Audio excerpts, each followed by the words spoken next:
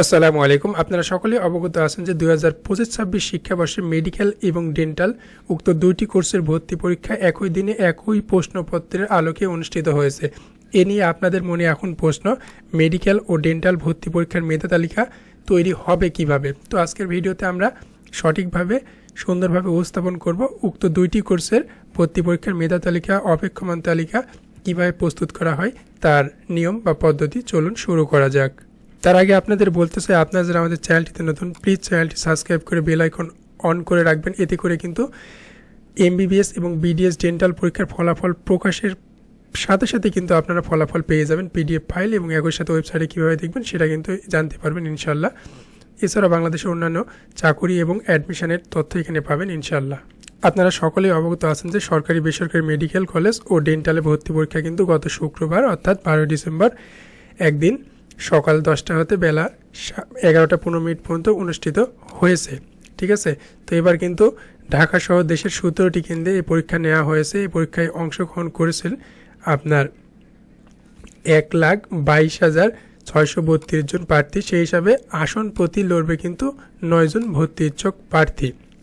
তো মেডিকেল ও ডেন্টাল ভর্তি পরীক্ষার মেধা তালিকা তৈরির ক্ষেত্রে ভিন্ন ভিন্ন প্রার্থীর জন্য কিন্তু আলাদা নিয়ম রয়েছে, ফলে সবাই এই নিয়ম জানতে কিন্তু আগ্রহী। তো জেনে নেই ভর্তির নীতিমালা বিশ্লেষণ ও স্বাস্থ্য অধিদপ্তরের সূত্র জানায় যে মেডিকেল ও ডেন্টাল ভর্তিতে কিন্তু এসএসসি ও এইচএসসি পরীক্ষায় জিপিএ মিলিয়ে 100 নম্বর নির্ধারণ করা হবে।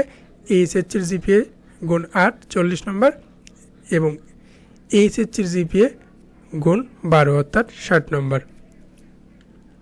তাহলে আপনার এসএসসি জিপিএ এবং এইচএসসি জিপিএ এই দুটি মিলিয়ে কিন্তু 40 এবং 60 100 নম্বর। ঠিক আছে, অন্যদিকে লিখিত পরীক্ষা হবে বা হয়েছে 100 নম্বরের উপর। এসএসসি এইচএসসি ও লিখিত পরীক্ষায় প্রাপ্ত নম্বর যোগ করে কিন্তু ভর্তি ইচ্ছুক শিক্ষার্থী যে নম্বর পাবেন তা হিসাব করে কিন্তু চূড়ান্ত মেধা তালিকা প্রণয়ন করা হবে। এছাড়াও সেকেন্ড টাইম ও ভর্তির জন্য আলাদা কিছু নিয়ম রয়েছে। সেটা হচ্ছে 2025 সালে এইচএসসি পাশ করা ভর্তি ইচ্ছুক প্রার্থীদের প্রতিটি ভুল প্রশ্নের উত্তরে কিন্তু 0.25% নম্বর কাটা যাবে। এর বাইরে তাদের আর কোনো নম্বর কাটা হবে না।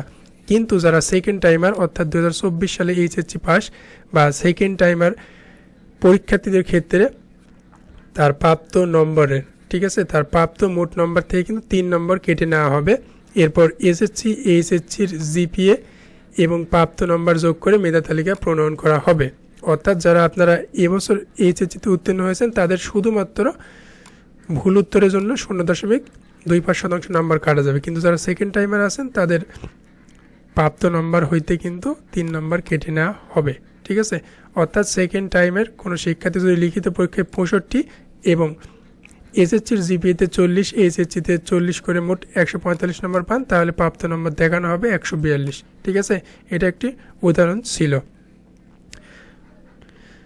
স্বাস্থ্য শিক্ষা অধিদপ্তরের তথ্য মতে 2025-26 শিক্ষাবর্ষে কিন্তু সরকারি মেডিকেল কলেজগুলোতে মোট আসন সংখ্যা আপনার 5,645টি। এর মধ্যে আপনার এমবিবিএস কোর্সে রয়েছে 5,100টি এবং বিডিএস কোর্সে রয়েছে 545টি। এছাড়া আপনারা বেসরকারি মেডিকেল কলেজগুলোতে আসন দেখতে পাচ্ছেন 7,406টি। ঠিক আছে, এর মধ্যে এমবিবিএসে কিন্তু আপনার 6,001টি এবং বিডিএসে 1,455টি।